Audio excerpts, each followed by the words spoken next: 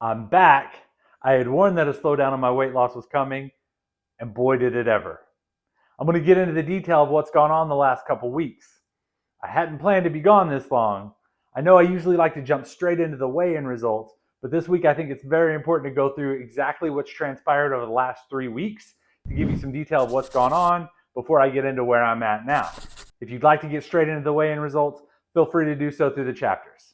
3 weeks ago, we packed up and we went on vacation. I had planned to be off diet during this week, but the plan was to be mostly good throughout the first portion of the day and enjoy myself when we went out to dinner. Didn't turn out like that at all.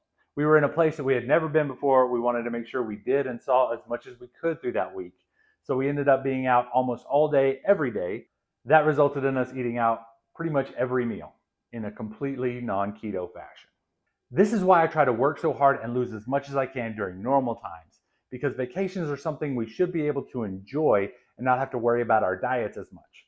Nobody wants to be on vacation and be stressing about carb counts. Am I right? We got home 2 weeks ago from vacation, and I'd love to tell you that week I jumped straight back on the wagon and was full force keto. But I promise to be 100% real with all of you. That first week back was a struggle.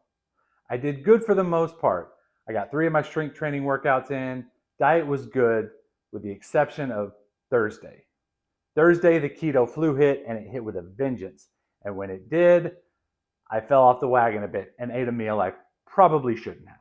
To be honest, I want to do some more research into this because we have found in our experience that when the keto flu is at its worst, one meal higher in carbs can help us get over the hump and doesn't impact our results that much. Then last weekend, we went on a quick road trip a couple hours from home. We were supposed to be there and back within the same day. Then life happened. We ended up having to stay overnight unexpectedly. One of my favorite sayings is, a failure to plan is a plan to fail. And it is so true. So we ended up eating out a few meals and going off diet again.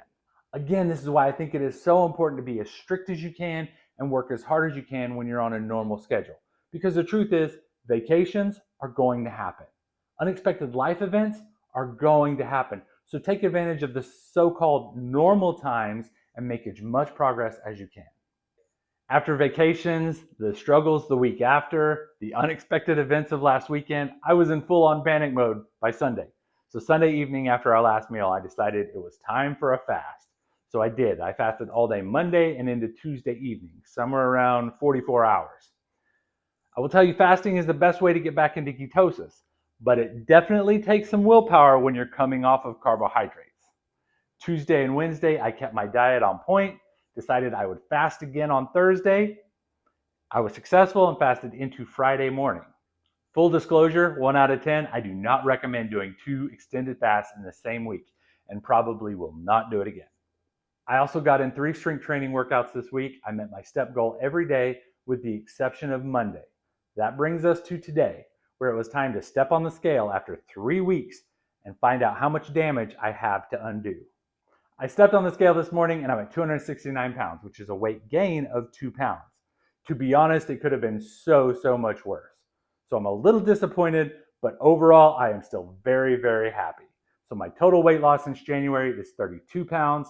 I'm 19 pounds away from my first milestone goal weight and 54 pounds away from my ultimate goal weight. Now that I know where I'm at after the events of the last 3 weeks, it's time to buckle down, get serious, and work as hard as I can for the next little bit. I have approximately 2 months until our next big planned weight loss slowdown event occurs. 19 pounds in 2 months. Can I do it?